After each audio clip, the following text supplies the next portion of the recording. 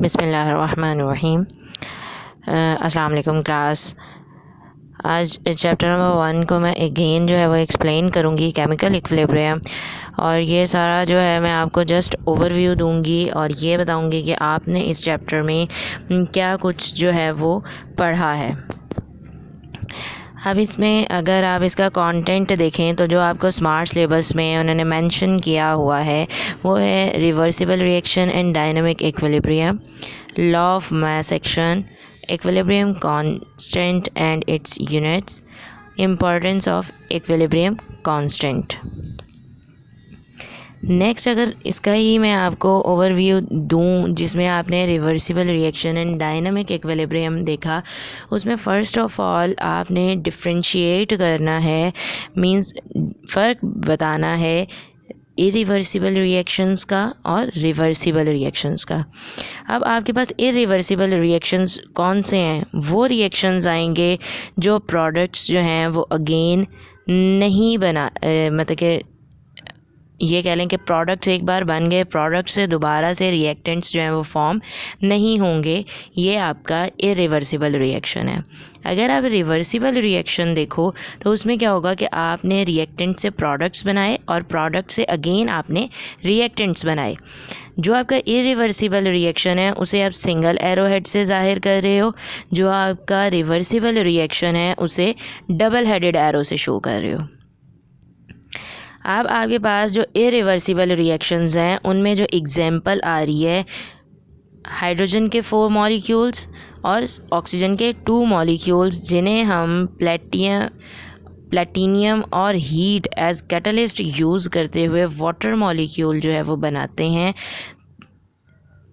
इस चीज़ को, इस रिएक्शन को, जिसमें आपके पास जो प्रोडक्ट्स आए वो अगेन जो है वो रिएक्टेंट्स नहीं बना रहे, इसे हम कह रहे हैं ये इरिवर्सिबल रिएक्शन है।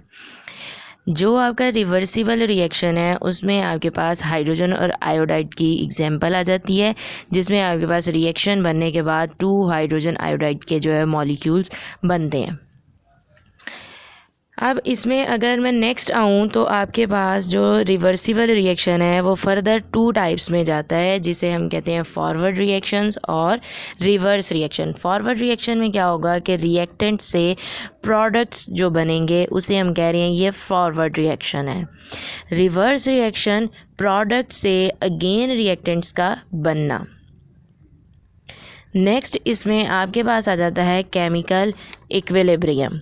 अब केमिकल इक्विलिब्रियम क्या है कि जहाँ पे आपके पास कोई भी रिएक्शन है, मींस आपने लिया है कोई भी जो मॉलिक्यूल्स हैं उसमें आपका जो फॉरवर्ड रिएक्शन है वो अगर प्रोसीड कर रहा है और उसका जो रेट ऑफ रिएक्शन है वो उस चीज़ को एक नई कॉम्पोजिशन देता है और उस कॉम्पोजिशन के दौरान उसका जो एक मिक्सचर का रेट है वो कांस्टेंट रहे, उसे हम कह रहे हैं ये केमिकल इक्विलिब्रियम स्टेट है।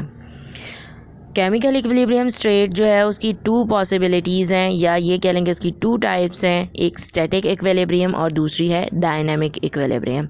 अब स्टैटिक इक्विलिब्रियम में क्या है कि रिएक्शन जो है वो फर्दर प्रोसीड नहीं करता, वो सीज़ हो जाता है, जबकि डायनामिक इक्विलिब्रियम में हमारे पास रिएक्शन जो हैं वो स्टॉप नहीं होते।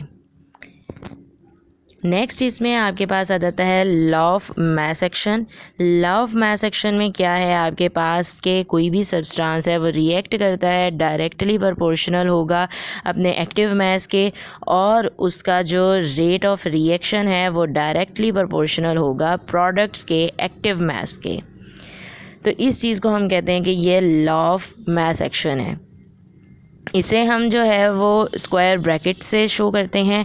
एक्टिव मास का जो यूनिट आएगा वो मोल पर dm³ आएगा। नेक्स्ट इसमें जो आपने करना है वो है derivation of expression of equilibrium constant for general reactions. इस डेरिवेशन को आपको मैंने क्लास में भी बहुत दफ़ा जो है वो एक्सप्लेन किया है। आपने ये याद रखना है कि इनके जो एक्टिव मैसेज आप लिखेंगे वो स्मॉल लेटर्स में होंगे और वो इक्वेशन में लेफ़्ट साइड पे जो है वो लिखे हुए होंगे, राइट साइड पे आप लोगों ने नहीं लिखने। नेक्स्ट इसके बाद जो आपके पास पॉइंट आता है वो है equilibrium constant and it's units.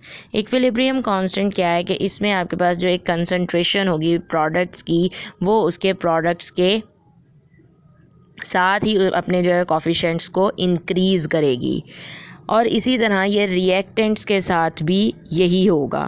Means के product of concentration of products raise to the power of coefficients and product of concentration of reactants raised to the power of coefficients।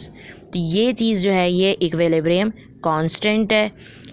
इसका जो यूनिट बेसिकली जो है वो कोई नहीं होता, इसे हम केसी से जो है वो शो करते हैं।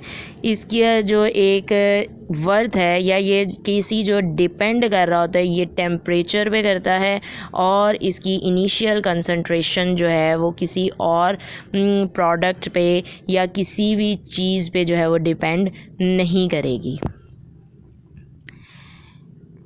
Next, importance of chemical equilibrium constant.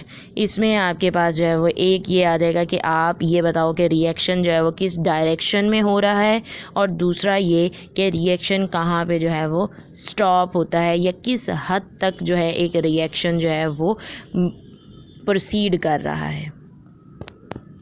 अब जो आपका रिएक्शन है वो अगर आप डायरेक्शन देखो लेफ़्ट से राइट हो तो ये फॉरवर्ड रिएक्शन होगा। मींस अगर क्यू सी जो है वो लेस देन हो के सी से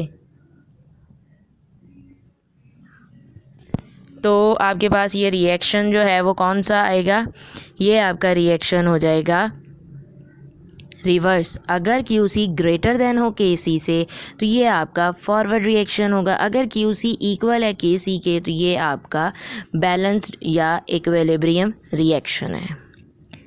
नेक्स्ट, आपने जो इसकी एक्सरसाइज के क्वेश्चंस हैं वो वही सेव करने हैं जो आपके पास स्मार्ट सिलेबस में मौजूद हैं। इसके अलावा आपने कोई भी क्वेश्चन जो है वो उसमें से नहीं करना। Is that clear?